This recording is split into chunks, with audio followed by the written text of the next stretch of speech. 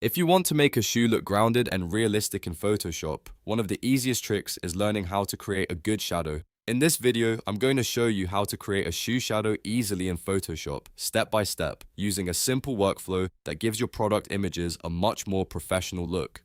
This method is perfect for e-commerce photos, mockups, social media graphics, or any design where the shoe looks like it's floating and needs a believable shadow beneath it. If this tutorial helps, make sure to hit that like button, subscribe for more Photoshop tips, and let's jump right in. First, open your shoe image in Photoshop and make sure the shoe is on its own layer. If your background is still attached, remove it first so the shoe sits cleanly on a white or light background. A quick way to do this is by selecting the shoe layer and clicking Remove Background in the Properties panel. This gives you a clean cutout and makes it much easier to build realistic shadows underneath it. Now we're going to create the first shadow, which is the contact shadow. This is the thin, dark shadow that sits directly under the sole of the shoe. It's the shadow that makes the shoe feel like it's actually touching the ground. To do this, create a new blank layer and drag it directly underneath your shoe layer. Rename it Contact Shadow so your layers stay organized. Next, grab the brush tool by pressing B. Right-click on your canvas to open the brush settings. Set the hardness to 0% so the brush stays soft. Choose a dark gray or black color and lower the opacity in the top options bar to around 20 to 30%.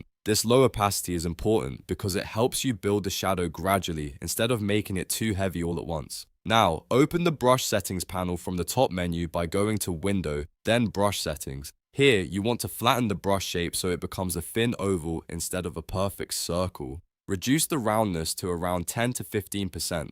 This makes the brush behave more like a soft, narrow shadow instead of a big blurry spot.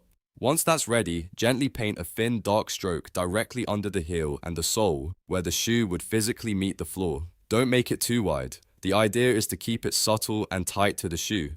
This is the part that sells the realism because it creates that visual connection between the object and the surface. After that, we'll create the cast shadow. This is the larger shadow that stretches away from the shoe based on the direction of the light source. Create another new blank layer and place it beneath the shoe layer. Name this one cast shadow so you can easily tell the difference. For the cast shadow, reset your brush back to a regular circle shape, but keep the hardness at 0% and the opacity at around 20%. Increase the brush size using the right bracket key until it's large enough to match the overall length of the shoe. This shadow should be softer and broader than the contact shadow. Now paint a soft, blurry shadow shape extending away from the shoe in the direction the light would naturally allow. So, if your light is coming from the top left, the shadow should fall toward the bottom right. Try to follow the same angle the shoe would cast in a real scene. Don't worry if it looks rough at first because we're going to smooth it out in the next step. Here comes the secret realism step.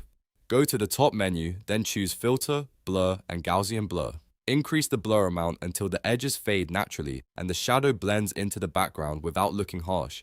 Click OK once it looks soft and believable. This step makes a huge difference because a realistic shadow should never look like a hard painted shape. If needed, you can also lower the opacity of the shadow layers to make them more natural. Sometimes just a small adjustment in opacity can take the shadow from looking fake to looking professionally designed. You can also use a soft eraser or a layer mask if you want to clean up any areas that are too strong.